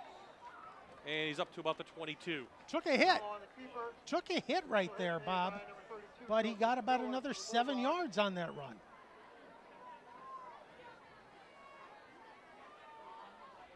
And there's still a lot of games to be played in the season. As I said, Dallas will go to Pittston area. Now in 4A, as we've said previously, there's a lot of teams that make the playoffs. 8 out of 11 will make the playoffs. So it doesn't matter if you start 0-2. It's like back in the day with the NHL. Everyone made the playoffs. Just about. Oh, tipped at the line of scrimmage. Jimmy Legrand. Now his pass is in for number 24, Christian Motley. Down in the final minute here in the third quarter. But no, you could get 23 or 25 teams that are going to make the playoffs in District 2. In District 2, It's going to be like 3 weeks of playoffs. That's right. The 4A final will actually be in the third week. They play 3 weeks. They start with the quarters, then go to the semis before the finals are played in mid-November. To the air. Looking for Motley, knocked away. Number 27, Jacob Betts out there, another sophomore, on the coverage. So that will do it. So there's 3 quarters in the books as Dallas looks to snap the shutout and get some points on the board. But it's been all Berwick here tonight.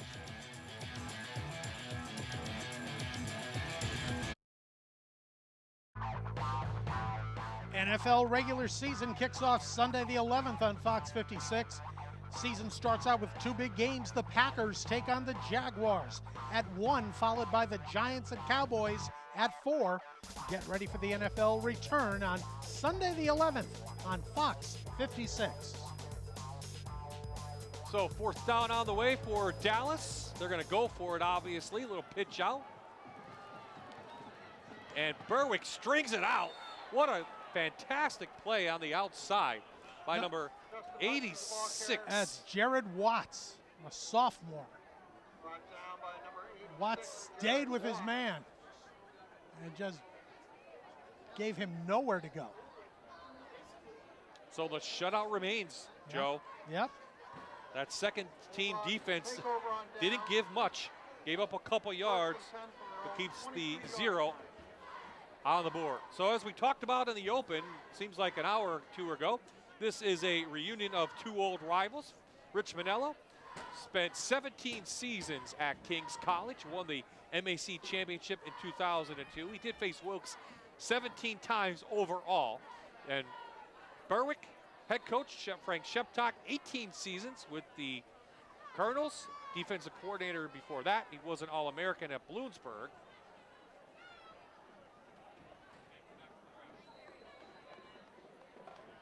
And the big thing for Coach Sheptock, he is 10-4 against Coach Manello. Yep. Now, Coach Manello probably had the biggest win, though.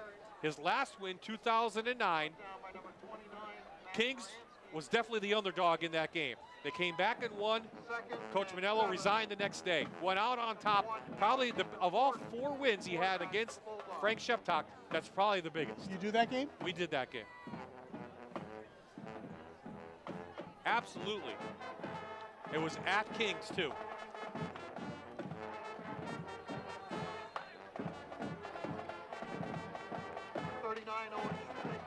So, second team in for the Bulldogs. Number 39, Owen Shoemaker, sophomore, took the handoff.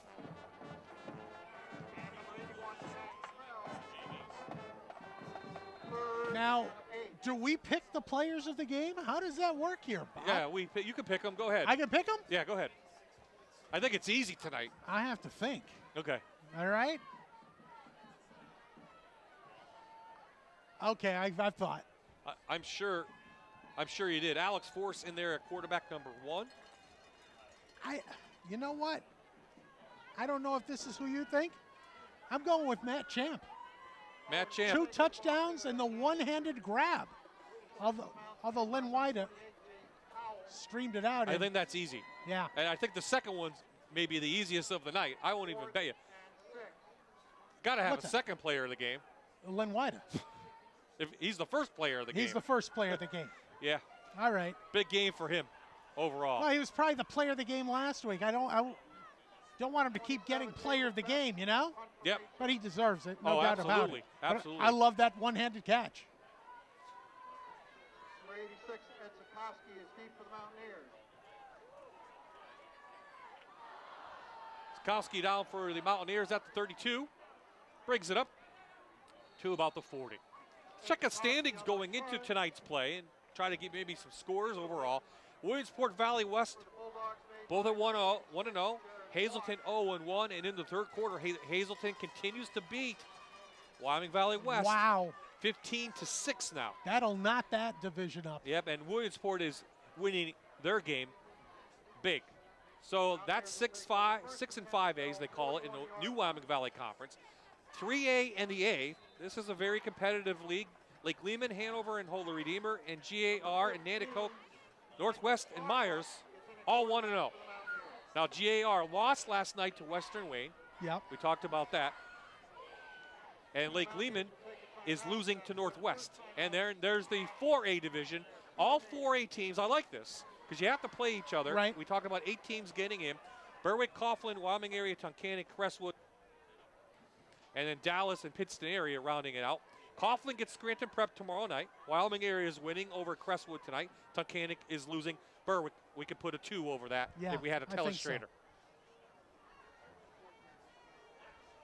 So, in that 4A, you think Berwick Coughlin, Wyoming area, probably the favorites right there. And Wyoming area will host Berwick next week. And this is the division, the 4A division is the one that 4 teams will definitely get in.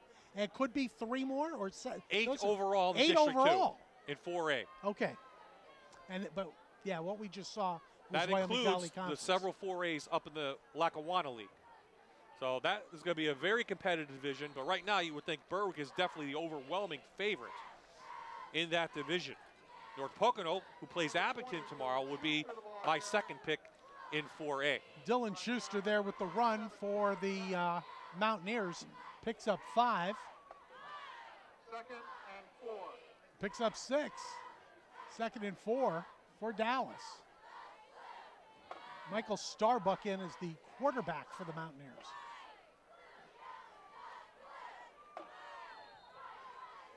Right up the middle, up near the 50. Dylan Schuster, ball carrier again. So Down by number 51, William Schuster, Dylan Schuster, he's just a freshman. And what you mentioned, they're going to have a JV game on Monday, Coach Manillo said? Yeah. So see, this is basically right now the JV game. This is it. This is it. And they get to be on TV. It's kind of cool for them, right? Yeah, especially since, 70 people will be in the stands on Monday? Well, no. Do they even have to play Monday? Well, that's true. 3rd and 2.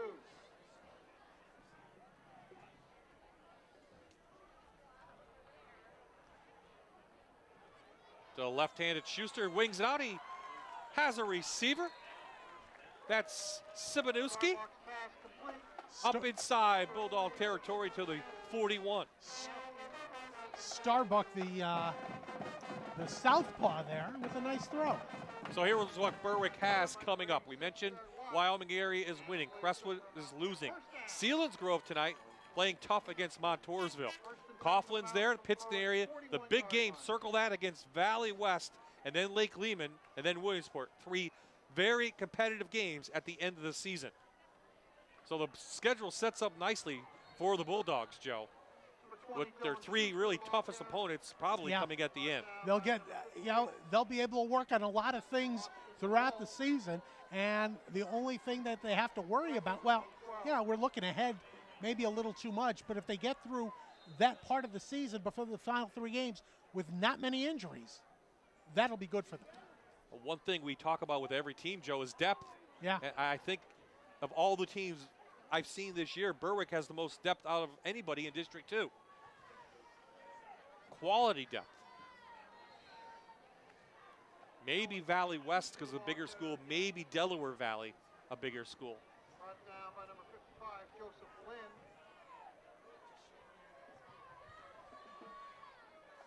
3rd and 13. Dallas still has the ball. This is their longest drive of the evening, I think. Time-wise, anyway.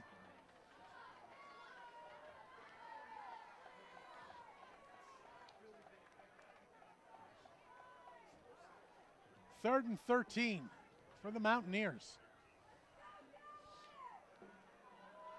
Starbuck. Yeah. He swings it out.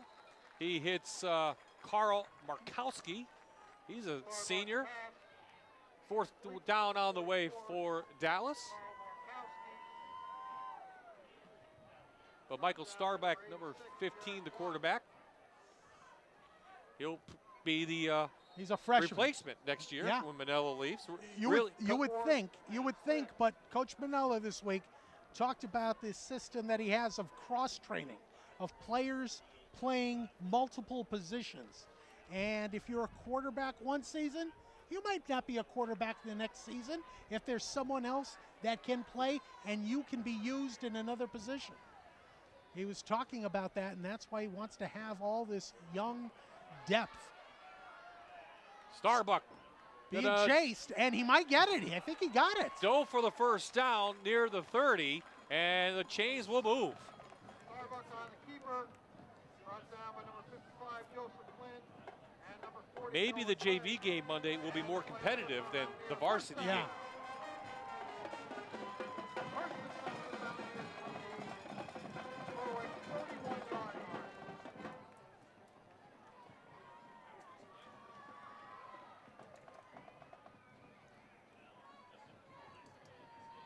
So I think if the Mountaineers could score on this drive, it would send the folks home with a little better taste in their mouth. Yeah, a little bit as Dylan Schuster takes it up. So Aaron Dugan has a preview of tonight's sports show. Aaron, what do we have? That's right, Bob. It's the best time of the year. The sports show is back tonight at 11 on Fox 56. Well, you'll hear from Frank Shuptalk a little bit more.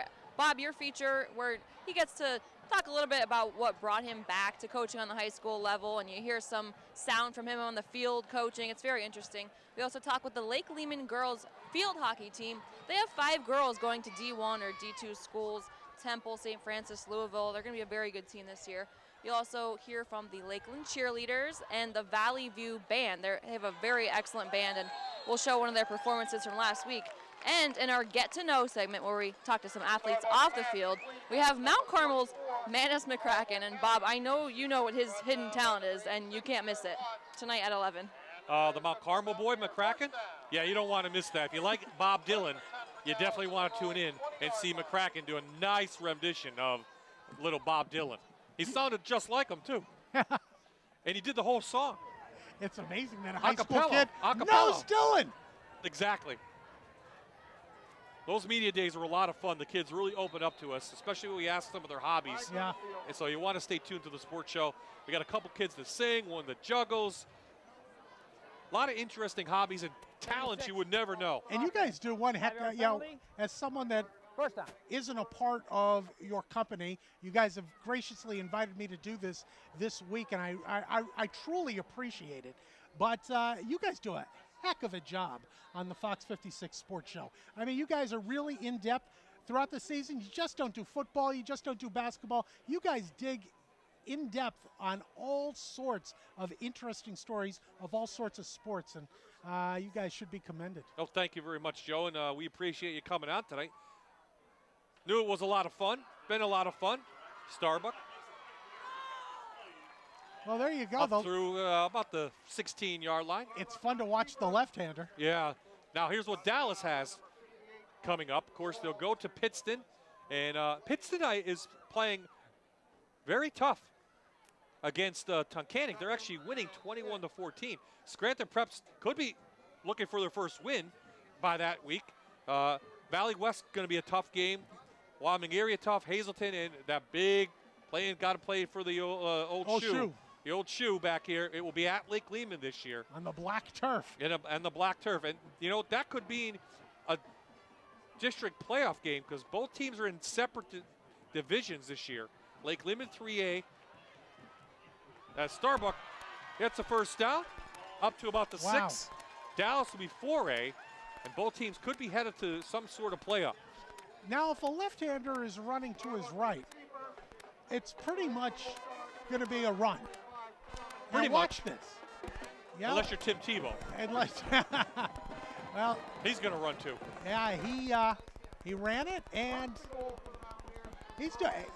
he's been the most entertaining player on the Mountaineers. Yep, first to goal, Dallas. You even saw the band get up. Yeah. Under a minute to play here at Mountaineer Stadium.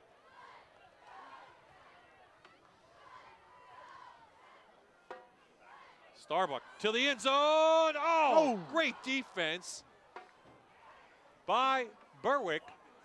Jacob Betts. They could get one more play in here. Yeah, they could get one more play to get rid of the goose egg. Because the clock doesn't stop. Yep. No, they're going to call timeout. Oh. All right, this means something. Yep. Jack Farrell, a 9th grader, was the intended receiver. So our players of the game, Matt Champ, who caught the opening touchdown pass for Marshman. And then Len Wida, who had 4 touchdowns tonight. He'll be the other player of the game. We'll talk to them after the clock hits 0. The one-handed catch. That's the one that grabbed it for me. That was a beautiful play. And he did it with the left hand. I know. How about Marshman's behind the Marshman's block? Yeah, Marshman, that was against a nice Hunter. play. Even though the play didn't count, because that play didn't count because there was a penalty. But that play was right there for Marshman. Yeah, it was. That was on a golden platter here. He didn't hit him in the back or anything. Nope. So here we go. Can Dallas score? Last play of the game, most likely. Uh-oh. No, shooting through is the Berwick defense. And we'll call his name again, Joseph Lynn with the sack. And that, timeout. Timeout. Timeout. Yep, call timeout. So where are you guys going to be next week? Funny you should ask. We'll be at Danville next week as we'll be at Danville next week as when Montoursville comes to town. Both teams should be undefeated going into that game. Of course, Bryson Musina is the guy we talk about, quarterback. We saw him last year against Lewisburg. He is the son of Mike Musina. I kind of figured. Yeah, that's a name. I kinda Montoursville, figured. Musina. The father's, an athlete, of course. The gene pool.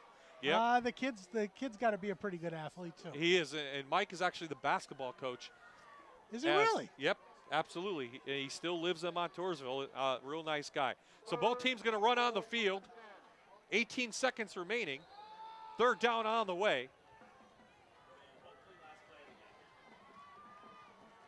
Berwick going to blitz again. Going to throw a little fade, and it's intercepted, and that will do it. That'll do it. Picked off in the end zone by number 88, Malik McMillan, a junior defensive back, and the band played on.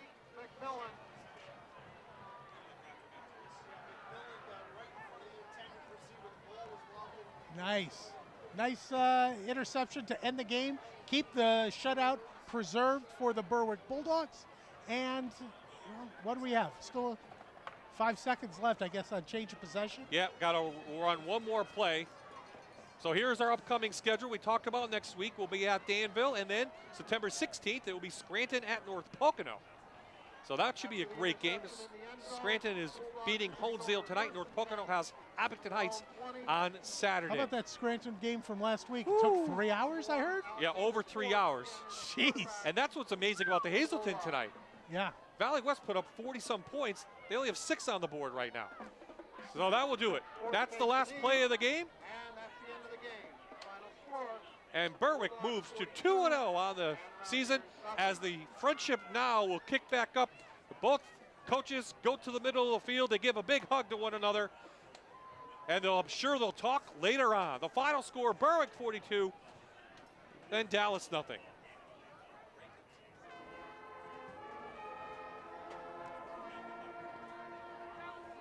So Joe, quickly, we knew it could happen. Yeah. First play of the game, Berwick showed they were here to play, and that just about did it. Yeah, right from the start, they put the foot down, and there was no stopping the Bulldogs throughout the rest of the game. They just, they outplayed them, and they just have a little more, a lot more talent than Dallas right now. Dallas has a lot of young players, a lot of inexperienced players on the team. They'll get better. They've got a good coach. They will get better. But Berwick, I think Berwick could get better too. Well, only goes up for Berwick. Yeah.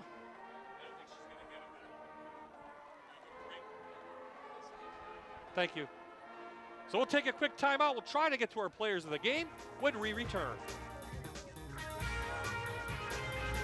You're watching the Rivalry of the Week on MyTV WQMY.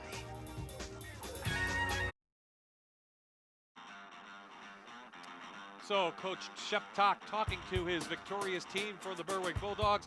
They put a dominant performance on against an overwhelmed Dallas Mountaineer team. Yeah, right from the word go, Dallas was off to the races on their first offensive play from scrimmage, and from that point on, they weren't stopped. No, they weren't, so we'll get down to Aaron Dugan shortly, but 2-0 start for Frank Sheptock, and the shutout continues, which is even more impressive. Yeah, and 40 points last week, 45 points this week, so 85-0 after the first 2 weeks. That'll put you on top of just about any standings in North America. Oh, that Wyoming area better watch out next week for the Warriors. I mean, here comes Berwick rolling right into town, and that defense, probably the most impressive part.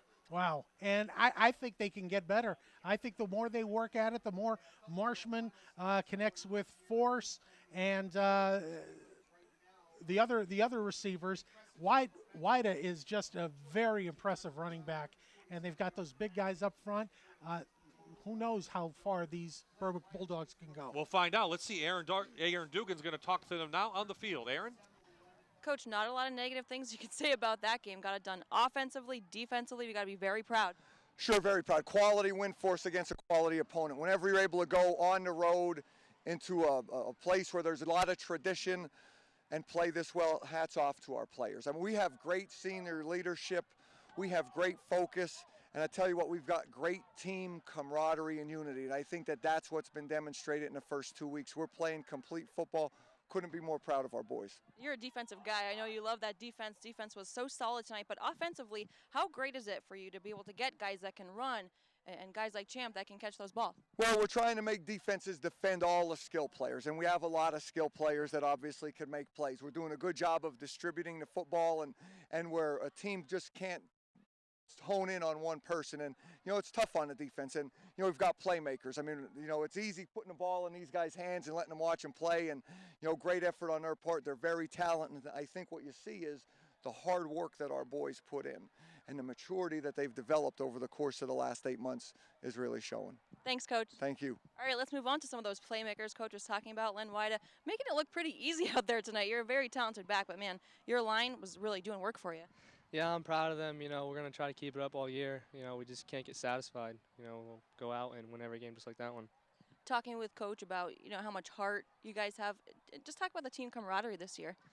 You know, it's just like family. We're out here playing. Like, it's just fun. It's, I wouldn't say an easy thing, but we love it.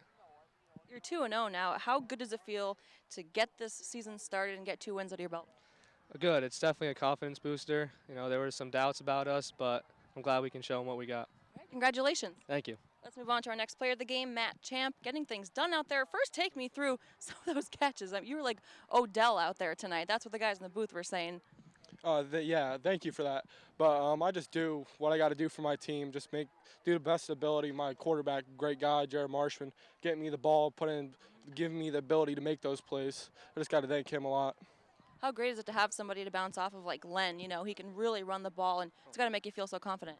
Oh, it does, definitely. Lenny's a good buddy of mine, and he's a heck of a running back. He's really can do a lot of spectacular things for his size, and nobody doubts him. He's a heck of a player. Where would you like to see the rest of the season go? I like to see the rest of the season go. We continue to play like we are and just continue to get better and stronger and go undefeated. Everybody wants that. Make it a states and put up a fight. All right, great game tonight. All right, thank you very much. All right, back to you guys. I'm not sure if he practices that one-handed grab, but that's definitely a highlight maker. Yeah, no doubt about it. And that one will be in the reels for the whole season. Joe, thanks for coming on. Did you have fun? Bob, I had a great time. I want to thank everyone from Fox 56 and My TV. You made me feel at home, and you couldn't have made it any easier. It was almost idiot-proof, which is good for us. Yeah. Good for us. So good for me. An easy win for Berwick. They go to 2-0. Dallas falls to 0-2, but plenty of games left on the schedule. Next week, of course, we'll be at Danville. Montoursville takes on the Ironmen, and that kickoff will be at 7 o'clock. So for the entire Fox 56 sports crew, including Aaron Dugan, Joe Thomas, this is Bob Ide saying so long from Mountaineer Stadium.